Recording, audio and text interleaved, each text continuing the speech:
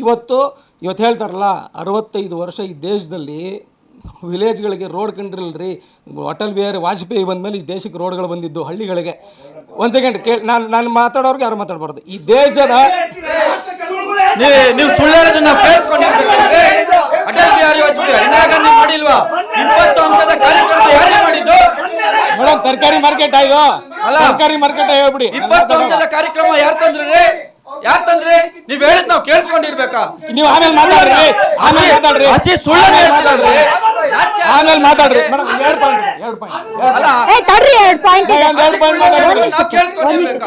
ಒಂದ್ ನಿಮಿಷ ತಡ್ರಿ. ನಾವು ಕಟ್ಟಿರೋ ವಿದ್ಯಾಸಂಸ್ಥೆಗಳು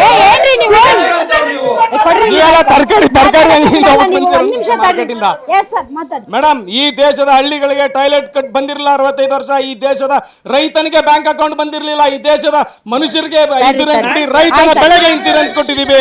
ಇದು ಮೋದಿ ತಾಕತ್ತು. ರೈಲ್ವೆ ಸ್ಟೇಷನ್ ಬ್ರಿಟಿಷ್ ಹಾಕಿರೋ ಇದು ರೈಲ್ವೆ ಹಳಿ ಮೇಲೆ ರೈಲು ಬಿಟ್ಟಿದ್ರಿ.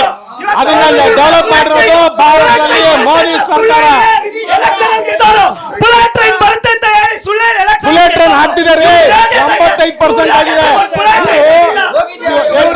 ಹೇಳ್ತೀನಿ ಕೇಳಿ, ಬುಲೆಟ್ ಟ್ರೈನ್ ಬಗ್ಗೆ ಹೇಳ್ತೀನಿ. ಒಂದೇ ಭಾರತ್ ಟ್ರೈನ್ ಬಂದಿದೆ ಅಲ್ರಿ.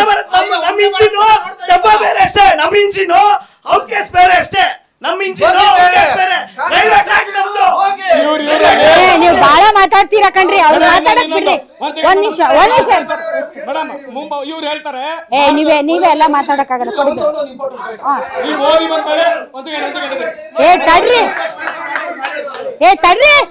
ತಡ್ರಿ ನೀವು. ಮೋದಿ ಬಂದ್ಮೇಲೆ 3 ಅಟ್ಯಾಕ್ ಆಗಿದೆ ಅಂತ ಹೇಳಿ ಕಾಂಗ್ರೆಸ್ 2014ರಿಂದ 2014ರಲ್ಲಿ 25 ಅಟ್ಯಾಕ್ ಆಗಿದೆ. 900 ನಾಗರಿಕರು ಸತ್ತಿದ್ದಾರೆ ಈ ದೇಶದಲ್ಲಿ. ಮುಂಬೈ ಅಟ್ಯಾಕ್ ಅಲ್ಲಿ 160 ಜನ ಸತ್ತರು.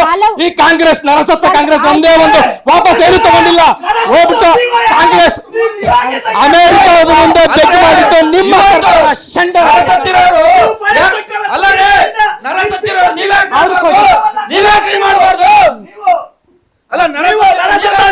ಅಸಂವಿಧಾನಿಕ ಪದ ಉಪಯೋಗ ಮಾಡ್ತಾರೆ ಇವ್ರು. ಬಿಜೆಪಿಗಳು ಸಂಸ್ಕೃತಿನೇ ಇದು. ಇವರು ಭಯ ತಟ್ಕೊಂಡು ಕುತ್ಕೋಬೇಕು. ಭಯ ತಟ್ಕೊಂಡೇ ಕುತ್ಕೋಬೇಕು. ಒಂದ್ ನಿಮಿಷ ಹೇಳಿ ಮೇಡಮ್, ಅದಕ್ಕೂ ಉತ್ತರ ಕೊಡ್ತೀನಿ. ಹೇಳಪ್ಪ, ಹೇಳು, ಉತ್ತರ ಕೊಡ್ತೀನಿ.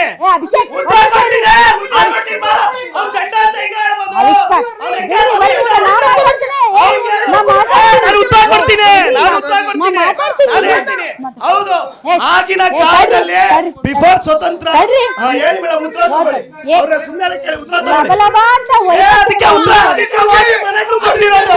ಅದಕ್ಕೆ ನಾವು ಕೊಡ್ತಿರೋದು. ನಿಮ್ ಯೋಗ್ಯತೆಗೆ ಅದು ಮಾಡಕ್. ಒಂದ್ ನಿಮಿಷ ಇರ್ರಿ. ಹೇಳಿ ಮೇಡಮ್, ನಿಮ್ ಹೆಸರು ಏನಂದ್ರೆ? ಜಗನ್ನಾಥ್ ಯಾದವ್. ಹೇಳಿ ಮೇಡಮ್. ಜಗನ್ನಾಥ್ ಅವ್ರೆ, ಹೌದು ಹೇಳಿ ಮೇಡಮ್. ಬಳೆ ತಟ್ಕೊಂಡ್ರೆ ಅವ್ರು ವೀಕ್. ಸಂತೋಷನ ವೀಕ್ ಅಂತ ಹೇಳ್ತಾ ಬಳೆ ತಟ್ಕೊಳ್ಳೋದು ಭಾರತೀಯ ಸಂಸ್ಕೃತಿ. ಒಂದ್ ನಿಮಿಷ ಇರಿ. ಒಂದ್ ನಿಮಿಷ ನೀವ್ ಅಂದ್ರಲ್ಲ ಈಗ. ನಾವು ಹೇಳ್ತಾ ಇರೋದು ಇದೇ ಬಳೆ ತೊಟ್ಟು ಇಂದಿರಾ ಗಾಂಧಿ ಯುದ್ಧ ಮಾಡಿದ್ದಾರೆ, ಇವ್ರು ಯಾಕೆ ಮಾಡಿಲ್ಲ ಚೇಂಜ್ ಮಾಡಿದ್ರು ಅವ್ರು. ಏನಿಲ್ಲ ಮೇಡಮ್, ನೀವು ಉತ್ತರ ಕೊಡ್ತೀನಿ. ಬನ್ನಿ ಮೇಡಮ್, ಉತ್ತರ ಕೊಡ್ತೀವಿ. ಈಗ ಸುಮ್ನೆ ಚೇರೋದ್ ಬೇಡ. ಒಂದ್ ನಿಮಿಷ ತಡ್ರಿ. ಅಸಲಿ ಮುದ್ದಾ ಬಿಟ್ಟು ನೀವೇನೇನೋ ಮಾತಾಡ್ತಿದ್ರಿ. ಕರೆಕ್ಟ್ ಅಪ್ಪ. ನರೇಂದ್ರ ಮೋದಿ ಅವರು ಬರೋವರೆಗೂ, ಇಂದಿರಾ ಗಾಂಧಿ ಅವರು ಆದ್ಮೇಲೆ ಹಲವಾರು ರೀತಿಯಾದಂತಹ, ಈಗ ಇದು ಏನು ಕಾರ್ಗಿಲ್ ಯುದ್ಧದ ನಂತರ ಹಲವಾರು ಭಯೋತ್ಪಾದಕ ದಾಳಿಗಳು ನಡೆದು ಅದಕ್ಯಾವುದಕ್ಕೂ ನಾವು ಲೆಕ್ಕ ಚುಕ್ತಾ ಮಾಡಿರ್ಲಿಲ್ಲ. ಈಗ ಲೆಕ್ಕ ಚುಕ್ತಾ ಮಾಡೋ ಸಮಯ ಬಂದಿದೆಯಲ್ಲ ಸರ್. ಅವ್ರೇನು ಮಾಡ್ಲಿಲ್ಲ, ಒಪ್ಕೊಳ್ಳೋಣ. ಈಗ ಲೆಕ್ಕ ಚುಕ್ತಾ. ಒಂದ್ ನಿಮಿಷ ತಡ್ರಿ. ಏನ್ ಮಾಡಿದ್ರಿ? ಅಲ್ಲ ಊರಿ ಅದಲ್ಲ. ಈಗ ಒಂದ್ ನಿಮಿಷ ತಡ್ರಿ. ಅದೆಲ್ಲ ಈಗ ಏನ್ ಮಾಡಿದ್ರಿ? ಏನ್ ಮಾಡಿದ್ರಿ? ಆಯ್ತಪ್ಪ, ಭಯೋತ್ಪಾದಕರ 9 ಅಡಗು ತಾಣಗಳನ್ನ ಸರ್ವನಾಶ ಮಾಡಿದ್ರಿ, ಕರೆಕ್ಟು. ಅಲ್ಲಿ ಇದು ಯಾವ್ದದು ಪಾಕಿಸ್ತಾನದ ಏರ್ ಬೇಸ್ಗಳನ್ನ ತಾವು ಧ್ವಂಸ ಮಾಡಿದ್ರಿ, ಕರೆಕ್ಟು. ಪಾಕಿಸ್ತಾನ ಬುದ್ಧಿ ಕಲ್ತಿದ್ಯಾ? ನೋಡಿದೀರಾ ಪಾಕಿಸ್ತಾನ ಮಾಧ್ಯಮಗಳನ್ನ? ನನಗಂತೂ ಮೈಯೆಲ್ಲ ರಕ್ತ ಕುದೀತಾ ಇದೆ. ಶಾಹಿದ್ ಅಫ್ರಿದಿ ಅವನೊಬ್ಬ, ಸ್ಪೋರ್ಟ್ಸ್ಮನ್ಶಿಪ್ ಇದೆಯಾ ಅವನಿಗೆ. ಬೈಕಲ್ಲಿ ಏನ್ ದೊಡ್ಡ ಯುದ್ಧ ಗೆದ್ದಿದೀವಿ ಅಂತ ಧ್ವಜ ಹಾರಿಸ್ಕೊಂಡು ಓಡಾಡ್ತಾ ಇದ್ದಾನೆ. ಅಲ್ಲಿ ಆ ಜನ ಸಂಭ್ರಮಾಚರಣೆ ಮಾಡ್ತಾ ಇದ್ದಾರೆ.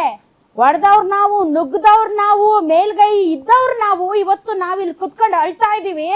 ಬಗ್ಗು ಬಡಿಯುವಂತ ಚಾನ್ಸ್ ಇತ್ತಲ್ಲ, ಕಳ್ಕೊಂಡ್ವಿ ಅಂತ.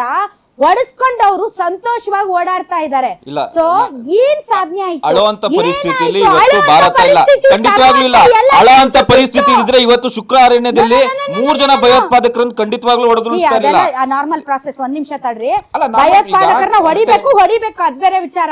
ಇವತ್ತು ಪಾಕಿಸ್ತಾನಕ್ಕೆ ಏನ್ ಬುದ್ಧಿ ಕಲ್ಸಿದ್ವಿ? ನಾವು ಡಿಪ್ಲೊಮಸಿಯಲ್ಲಿ ಗೆದ್ವಿ, ಇಂಟರ್ನ್ಯಾಷನಲ್ ಐಸೋಲೇಷನ್ ಮಾಡಿದ್ವಿ ಭಾರತವನ್ನ. ಯಾರು ಭಾರತದ ಪರ ಮಾತಾಡ್ಲಿಲ್ಲ.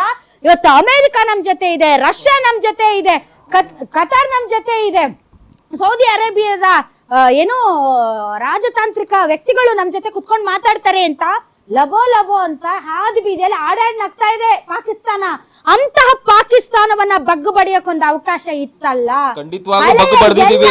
ಇವತ್ತು ಬೇರೆ ದೇಶಗಳ ಹತ್ರ ಹೋಗಿ ಪಾಕಿಸ್ತಾನದವರು ಅಂಗಲಾಚಿದಿಂದಾನೇ ಇವತ್ತು ಕದನ ವಿರಾಮ ಅಂತ ಅವನ್ ಟ್ರಂಪ್ ಏನ್ ಮಾತಾಡ್ತಾನೆ ಗೊತ್ತಾ? ಪಾಕಿಸ್ತಾನ ಮತ್ತು ಇಂಡಿಯಾ, ಪಾಕಿಸ್ತಾನ ಒಂದು ರೋಗ್ ಸ್ಟೇಟ್, ಕಜ್ಜಿ ಸ್ಟೇಟ್, ಅದೊಂದು ಕಿತ್ತೋಗಿರೋ ದೇಶ. ಅದಕ್ಕೂ ನಮಗೂ ಒಂದೇ ತಕ್ಕಡಿಯಲ್ಲಿ ತೂಗಿ ಮಾತಾಡ್ತಾನೆ ಟ್ರಂಪ್. ನಾವೇನು ಅಷ್ಟು ಕಿತ್ತಾಗಿದೀವ? ನಾವು ಅದನ್ನ ನಾವು ಒಪ್ಕೊಂಡು ಆತನಿಗೆ ವಿರುದ್ಧ ಒಂದು ಮಾತು ಮಾತಾಡದೆ, ಇಡೀ ದೇಶದ ಪ್ರಜೆಗಳ ಭಾವನೆಗಳನ್ನ ಅರ್ಥ ಮಾಡ್ಕೊಳ್ಳದೆ ಸೇನೆನ ಮಿಕ್ಸ್ ಮಾಡ್ಕೊಡುದು. ಯಾಕೆ ಅಂದ್ರೆ ಸೇನೆಗೂ